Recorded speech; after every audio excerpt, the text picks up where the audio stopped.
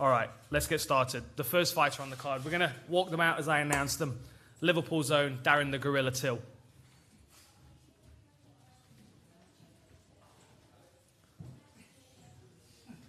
Here we go. Wherever you like, mate. Where are you sat? Darren Till. You over here, mate. Okay. And he'll be facing top welterweight, perennial contender, Jorge Masvidal.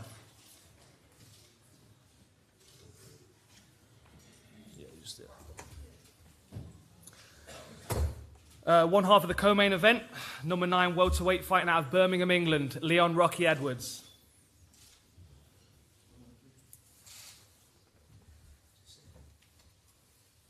And fighting out of London, coming off a spectacular win at 232, Nathaniel the Prospect Wood.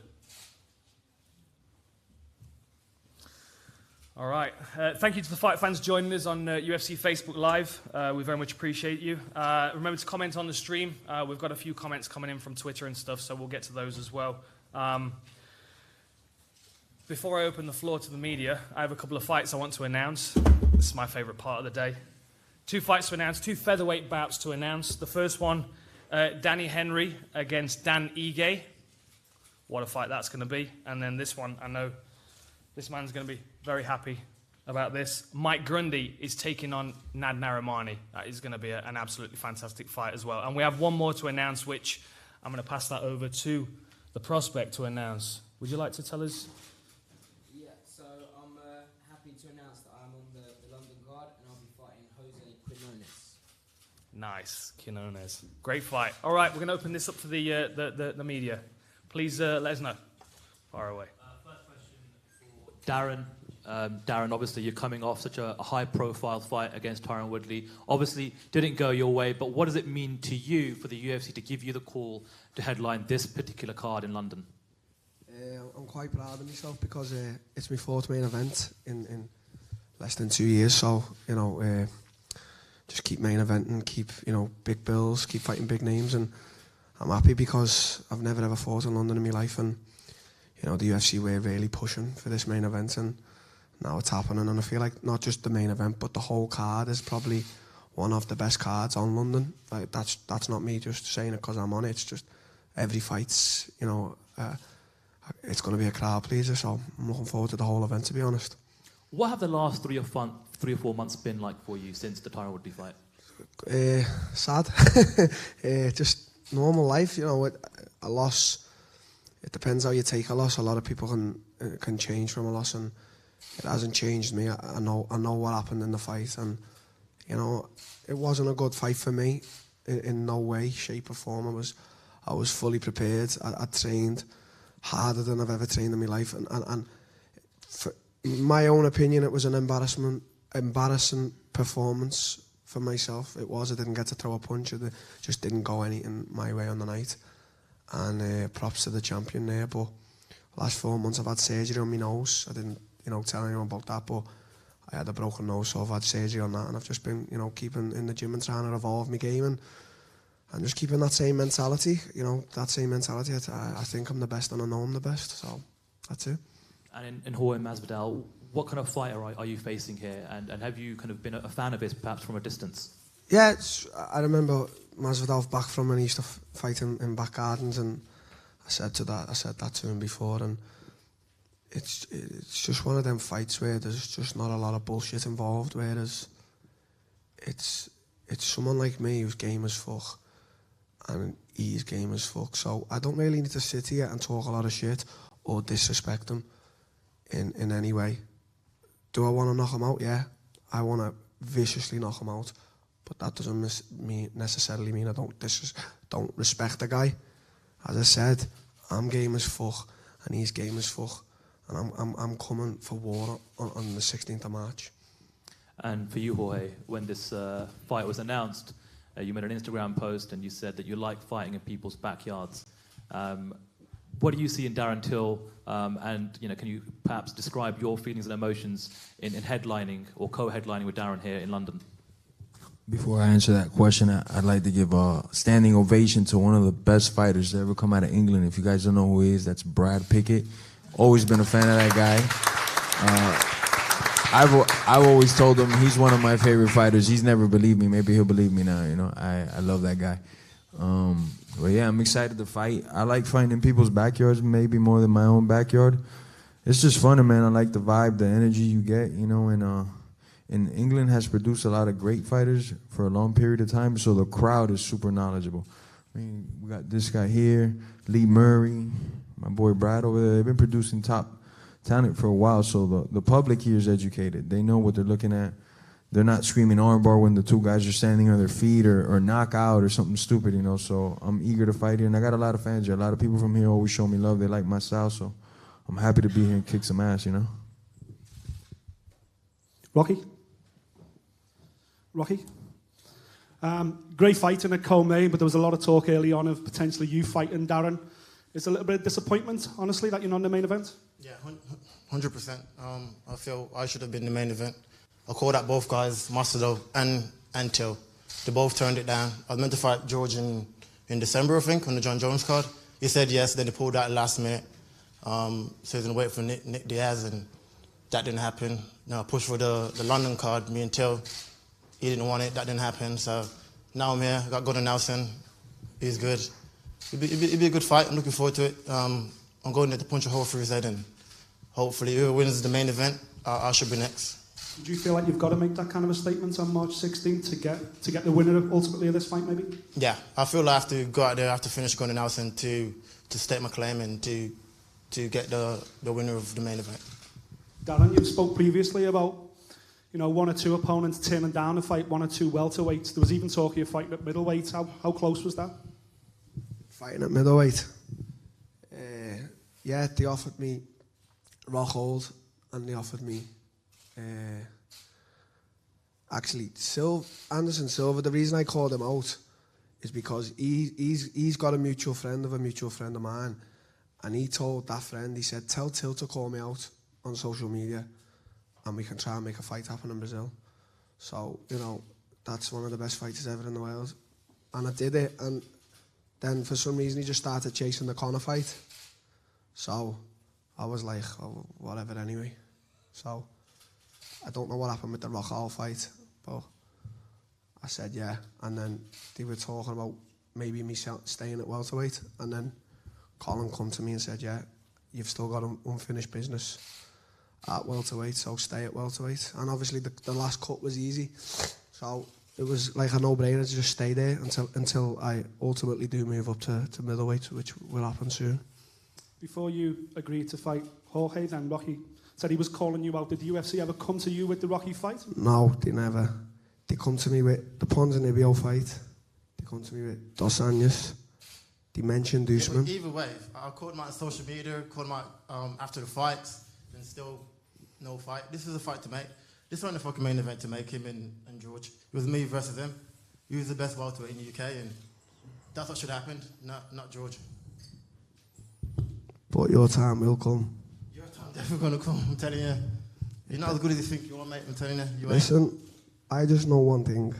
I'll punch a hole in your face. You do fucking nothing. You punch a hole in nothing. What are you talking about? Okay. Look at your path, look at my path. What are you talking about? Listen, come on, your fight will come. And when it comes, you'll get it. Who's the number one? We will. Well, right now in England, I'm the number one. You're not number one. Well, I am. I'm the main fucking event, mate. You're the number one. Come on, son. Let's have it right. Come on. Come on, Leon. Don't kid yourself, brother. Come on. Listen, you know you're not on my level, Till. What? You're not on my level. Mate, you took your fucking 5 rounds to finish an old cowboy. I destroyed him in 1 round. With the chin there. Which? You like this? Learn how to box. Okay, Well, we all have faults in our game, but no. that doesn't mean anything. Amateur. I box like an amateur. You fucking amateur. Okay, mate, we'll see when load up with the chin in there. when your That's time comes. That's what you do every single fight. Somebody Leon, have the your Wi-Fi time's gonna password? come. Does anybody have the Wi-Fi password? No, I don't have it, man. I can hotspot you. Next question, please. Hi guys, it's Lewis Smith here from MMA UK. First question for Darren. Darren, when DC lost to John Jones, he spoke about getting the rub against championship level fighters. Is that something you felt you were against Tyron Woodley, even though you lost? What was the Well, biggest sorry, I thing? didn't catch the first bit. What was it? When DC fought John Jones, Yeah. he said he got the rub, something called the rub, you know. The rub. Yeah, that's what DC said, like a fighting a championship fighter for the first time. What was the biggest thing you learned fighting against Tyron Woodley? Just not to underestimate your opponent. I feel like such a vicious champion. I underestimated him because I knew he was wary of me. He'd said that in a few interviews. He said that he felt like I was the real challenge, and that gave me more confidence. And I focused more on making weight and stuff like that rather than the actual challenge, which was one of possibly the greatest welterweights ever fighting in front of me. So you have mistakes, and there was a few mistakes I made, and hope I never make them again. Losing hurts. And a win over Jorge, does that put you back in title contention, do you think? I think so, yeah, because he's got that name, and the type of fight we're gonna make it. I think that I win over him, and whatever happens with, I think that Woodley's gonna beat Usman, but then I don't know where that will leave me, and then you've got Colby, because whether Colby stays in the UFC or doesn't, is he gonna get the next shot? It seems to be always trying to happen, but then it doesn't, and I don't know what the reasons are. Whether Colby's saying no, you'd never know because they never tell the truth. But if I, beat Masvidal, does that put me next, or I don't really know, to be honest with you. And lastly, for Nathaniel, quick turnaround for you. Was there ever any doubt you were going to be on this London card in front of your home crowd? There was never any doubt. I never had any sort of confirmation, but I was told that, you'll be on the card, and I was starting to get a little bit nervous, not having an opponent announced, and I only got the opponent 2 days ago. So, it was even at the point where I was kind of having stuff back and forth with people on Twitter, and, a lot of guys were saying that they want the fight, but, I was seeing very few contracts signed. I did get an offer for someone a few weeks back, which I won't mention names, but, I was waiting, I said that I was fighting, I think they done a runner. So for Darren, it's your second time fighting now in the UK. Can you tell me a little bit about the first time headlining in Liverpool, how the pressure was there, and then the lessons you were able to take from that for this fight? Sorry, what was the last bit? So the just the way you can't understand me, I can't understand you. So second time headlining in the UK, second time fighting in the UK. Yeah. How was the pressure the first time you fought in Liverpool? And then what were the lessons that you were able to take from that for this one up in London? The biggest thing I took from Liverpool was make weight.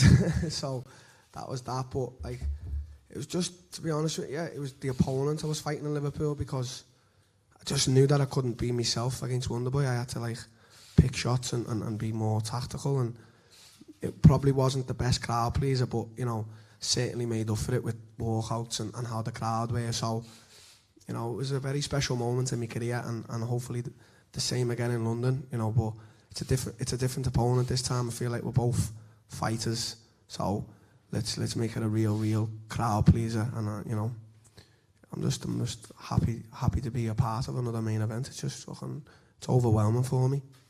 When you kind of look at your path back to the welterweight title, I mean, your last fight was against the champ. The one before was the number one contender.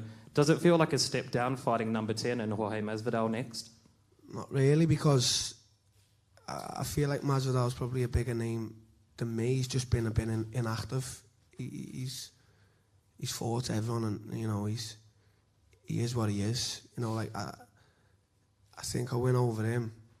I can definitely campaign for a rematch at the champ if he's still the champ. So, or maybe not. If Usman beats Woodley, and then I can campaign for that. I want that rematch. I want to revenge that only loss on my record, and we'll just see how it works out.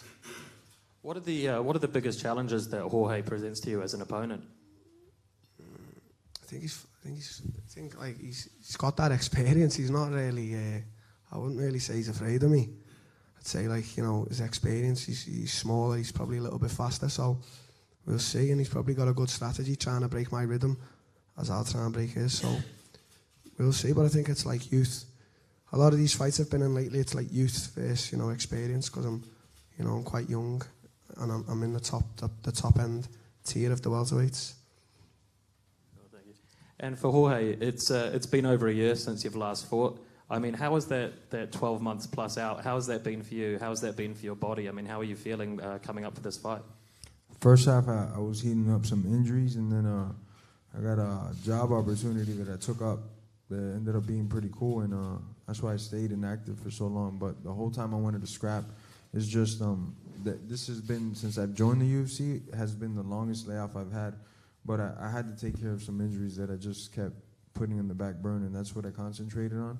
I'm healthy, my body's healthy, so I just want to get in there and compete, you know, do what I love to do, which is scrap. Darren, you spoke earlier about having unfinished business. It would strike me as kind of obvious, considering how keen Leon is to have the fight, that there's a little bit of unfinished business which is possibly on the cards to be solved there. Would it be attractive to you if obviously you come through Jorge with no problems and obviously Leon comes through Gunnar? Would it be attractive to you to have Leon up next? Yeah, of course it would. So if I beat Masvidal, then I beat Leon, and then I get my rematch. So, you know, if he wins on the 16th, yeah, he can get the beating he wants so much. We'll know when on the 16th. I think it's with me, Darren. Hometown, Birmingham, so let's make that happen. It's not going to happen in Birmingham. Oh, come on, bro. Nobody likes Birmingham. Let's make it happen. Hometown, Birmingham, me and Darren. I'll speak with the UFC if we get back in Liverpool, mate. No, we ain't going to Liverpool. You can come and listen to Sweet Caroline in Liverpool. You get the beating you want. Come to Birmingham. Nah, mate, I ain't going to Birmingham. Come on. Okay, well, I'm pleased. He has to win the fight. You got every excuse. Leon. For some reason, it's the same as boxing. The English don't want to fight the English. The rubber go fight around the world. Get beat by world-class fighters around the world. Then don't fight. It's like Khan and Brook. Same kind of thing. Just don't want to fight each other. I want to fight. So when he's ready, I'm ready. Leon, do you think I'm scared of you? I don't give a fuck if you're scared or not. Do I care? Oh, I'm more scared because you're saying I don't want to fight you. You don't want to fight, though? Oh. If a man's calling me out for like about a year now, I'm fighting him. Mate, I got Masvidal here to worry about. I'm not worrying about you, mate. You need to worry about Gunnar because he's going to tap you out. You're tapping me out. You're tapping me out. We'll see. My life, mate. You'll get your beating this year. Don't worry. We'll sort it. Come on, son. Okay. But we ain't going to that shithole Birmingham. We ain't going to fucking Liverpool. This is trash. You know what time it is, John Gillies? We ain't going on Liverpool again, Birmingham. Don't get left. Shut up. You don't want to fight. Okay, Jorge, how's the actual journey over here, considering how icy it is and how cold it is? Has it basically, given you a new perspective on Bisping? Is that still somebody who you want to slap as soon as you are back on UK soil, or is the weather kind of like turned your mind ever so slightly? I think I misunderstood. You said that the weather changed my feelings about Bisping? Yeah. How so? Well, it's kind of icy. I would have thought it might kind of, may have made you reconsider, considering how cold it is. Man, I generally don't like Bisping, and he did something that I don't think I could do to anybody that I dislike, and that's see somebody with their family, see you pushing your kid in a carriage and disrespect you in front of your kid. I couldn't do that to another man. So me and Bisping is different, you know. I might have problems with this guy, maybe me and Till in the future have problems, but it would never come to that, you know. That is something that it's different, you know, with me and Bisping. It's not like a fight, and I don't like him as a fighter because he has one eye, you know. It's because he's a fucking idiot, you know. I wouldn't do that to no man. See him with his family and disrespect him. That's kind of stupid to me, you know. So me and Bisping will either in the cage or out of the cage. It's not working. No. Either in the cage or out of the cage, we'll fix it, you know. Just one final question. Nathaniel, one of the fan favorites that a lot of people were talking about was you versus Brett Johns. Obviously, it didn't actually take place for this forthcoming card. Is that something that you're going to be pursuing in the future? Is that something that you want to happen? Definitely, I don't see why not. You know, I've trained with Brett. He came over to Team Titan. He trained with us for a week. You know, I got on with him really well. Really nice bloke. So if we don't fight, you know, it's not a problem. But, you know, at the end of the day, it's just a sport. You know, we're all here to do the same thing. So I saw that Brett needed an opponent. You know, he wanted to get on the card, and so did I. So, you know, we had a little back and forth on Twitter. Or it wasn't even really a back and forth, but we both said that we'd fight each other. And you know, as I say, if the fans want to see it and the UFC want it, then 100% we can get it on. First question for Nathaniel. Nathaniel, it's been less than a year since you had your last Cage Warriors win.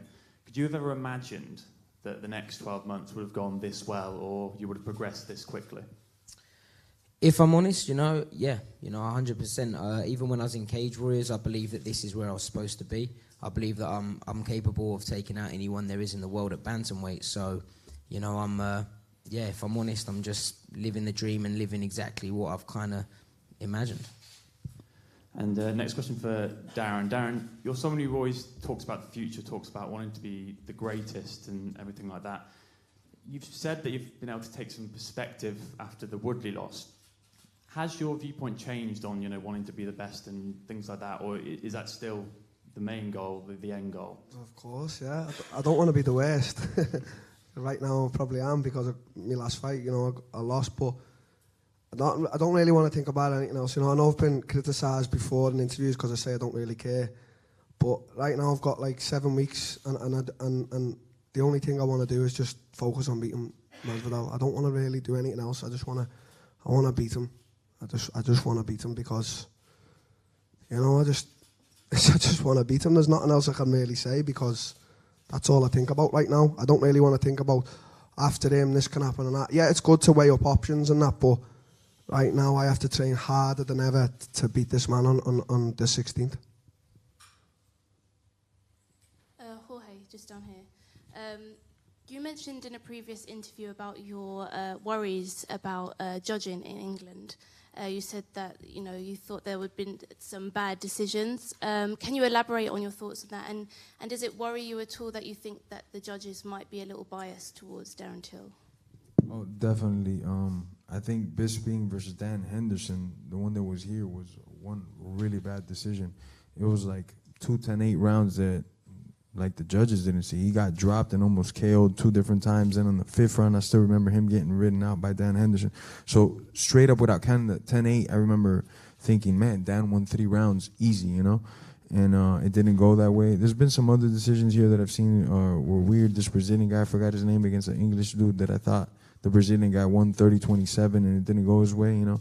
But it happens all over the world. I just think sometimes a little harder here, you know? Did that put you off saying yes to this fight? Nah, not really, because I just wanted to scrap, really, you know? And why did you eventually say yes? Because obviously the UFC is going to Miami in April. I'm sure you would obviously want to be on that card. Yeah, well, it's the opportunity, you know? Headline a big show, fight number 3 of the world, young, hungry lion that just fought for the title. I don't think I can make a better scenario for myself, you know? I was getting offered the Nick Diaz fight, and I was like, this is good. This is what we were trying to do. We were trying to lock in on that deal for a while. It didn't happen. I was a little bummed out, but then I got something just as good or better. So to me, it's perfect. And they are going to Miami. They've expressed some interest, but I'd have to leave here unscathed, unhurt, you know, to be able to jump in on that show. I would love to compete in that show because I haven't been to my city in like 15 years, something crazy like that. So I would love to be a part of that show. And Darren Till, obviously, you said, you know, coming off of that a loss to Tyron Woodley in the title fight, in your first loss as well, you mentioned about being so focused on the weight cut. Do you feel like maybe you have a better balance going into this fight now? Yeah, because, as I said, I'm not going to ever sit here and lie, and I felt like just for that fight, I just let people get into my head because I just felt like I was the only other fucking fighter who missed weight in the UFC. Like 2 weeks before that fight, Yoel Romero missed weight for a championship fight. And it was just constant Darren Till missed weight. But it didn't make it easier. Wonderboy and his dad just keep talking about it. Like, I think his dad called me a scumbag or something. Like, what the fuck's that about? Like, I missed weight. You know, I took full responsibility. I didn't put the blame anywhere else. And so, you know, I just focused so much of the Tyron Woodley fight. I stressed myself out to the point, like, you know, whereas, as I said before, I weren't worrying about Woodley. I was worrying about making weight. Now, I know I'm going to make weight and I'll weigh in, I'll make me weight, and I'm focusing on Masvidal.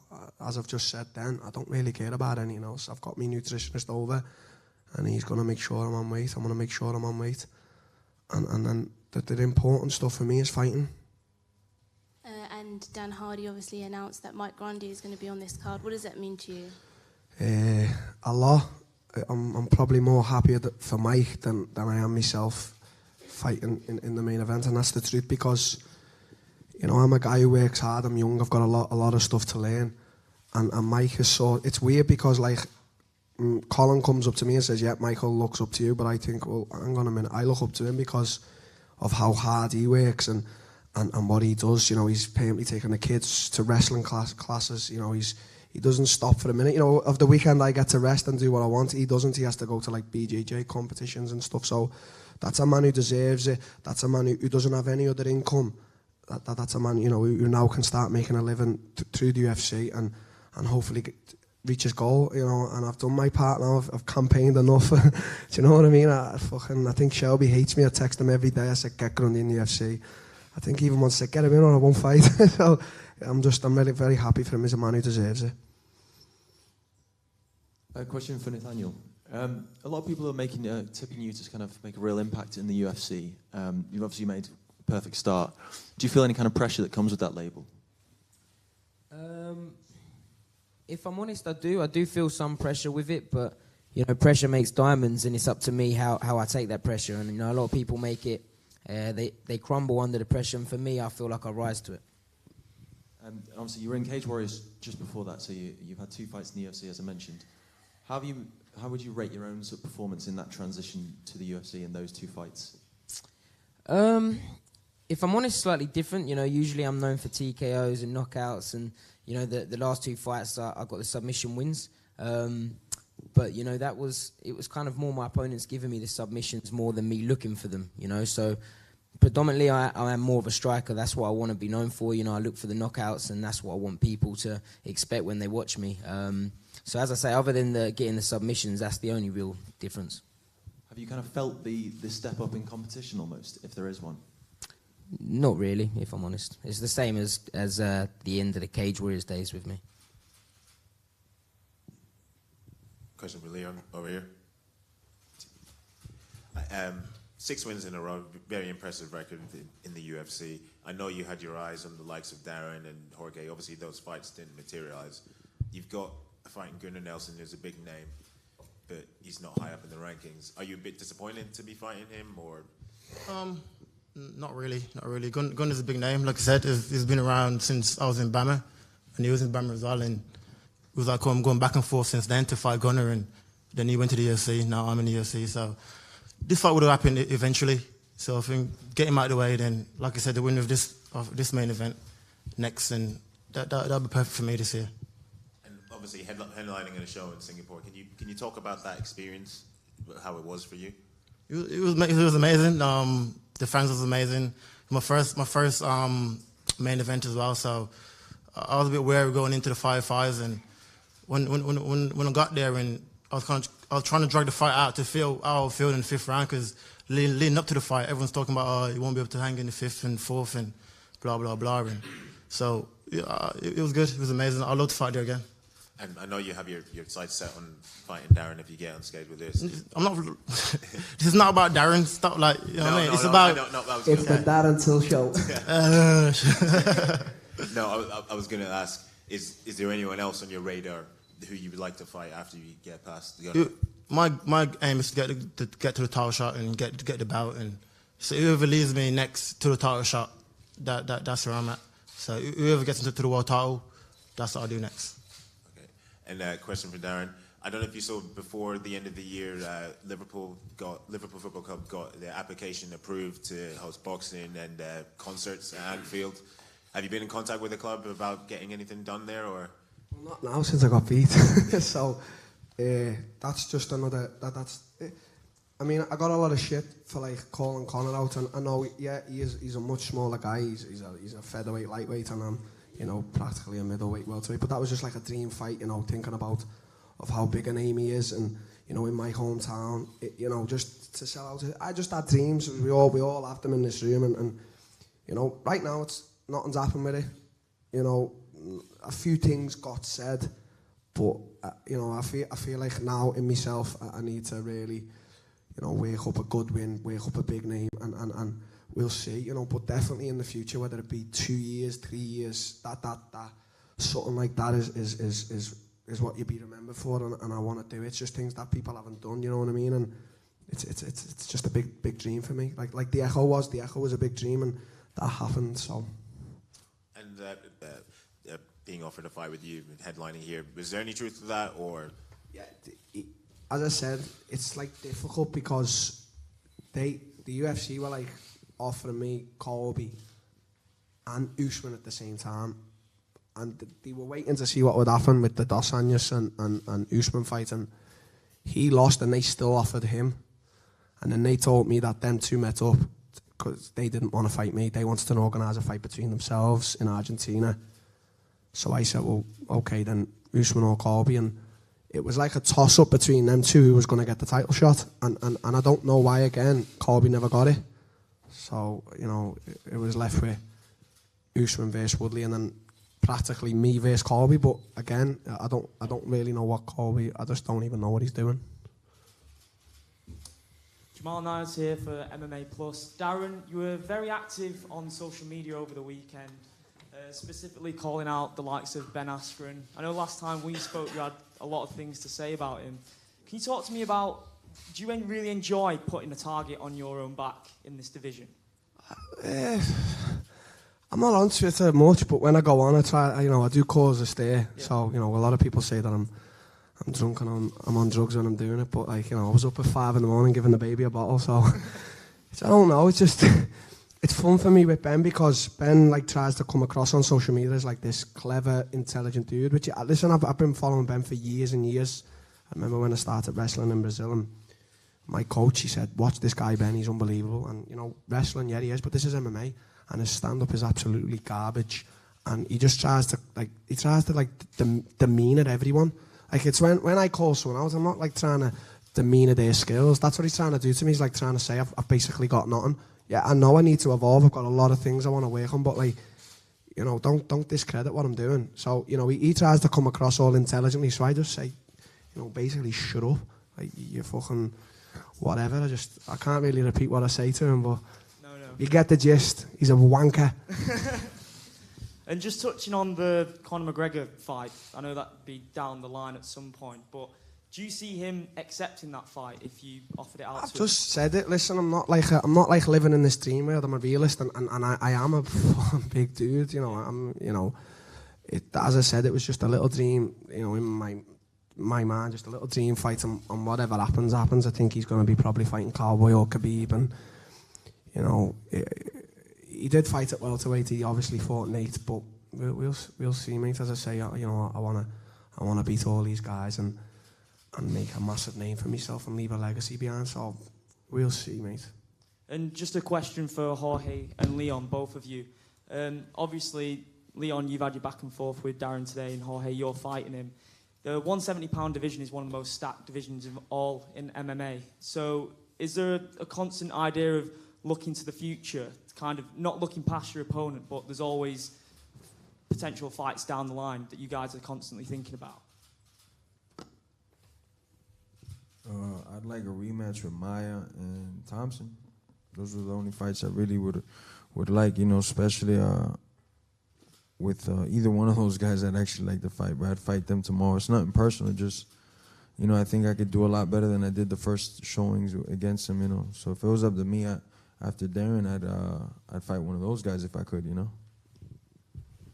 For me, I think every fight in the top 10 is a tough fight. So whether you win this one, the next one will be a big fight anyway. So I look forward to my journey and see where I go after this. After being gone and making a statement, and see where I go after this. For Jorge, it's been 4 or 5 years now since you've last fought outside the United States. So coming over to fight in London, I mean, how does that affect your preparation? What do you need to do differently for this fight? Change the diet up. They got this place in America that serves fish and chips, so I'm going to prep with that, get myself ready, so when I'm over here, I'm ready for the diet over here. And that's really it, man. What about in terms of going 5 rounds? I mean, the last time you fought internationally was when you fought Benson Henderson. You went the full 5 rounds. Haven't been 5 since then. I mean, how does the preparation change for that, especially considering that Darren has been preparing for 5 in his last 4 fights?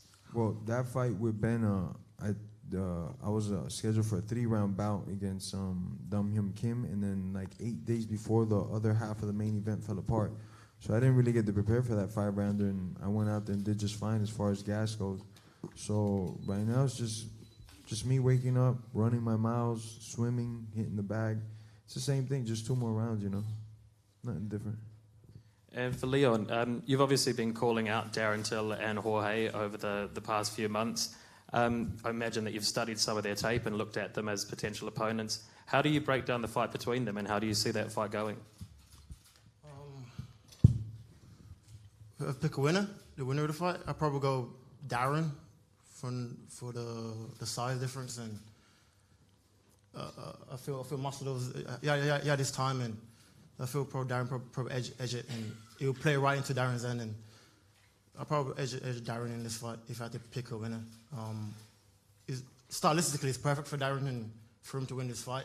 He doesn't come and scrap. He loves to scrap, and stylistically, it's perfect for him. And I mean, both of these guys, they both have very different styles to Gunnar Nelson. If something is to happen to Darren or Jorge in the lead up to the fight, are you going to be asking for that fight to step in? Yeah, I'll step in. Oh, it's coming. Any more questions? All good. Excellent. Thank you for your time. Thank you for your questions. So what we're going to do now, we're going to clear the table. We're going to do a main event face-off. Once we've done the face-off, if the media can stay here for a second, we'll get the fighters upstairs and situated in their rooms. And then anyone that's got time scheduled with the fighters, we'll get you up there then. But obviously with the elevators being minimal, we'll get the fighters up there first. All right. Thank you for your questions. Thank you to all the fighters on here as well. Little round of applause would be nice. Brad Pickett, you want to get lunch? Lunch?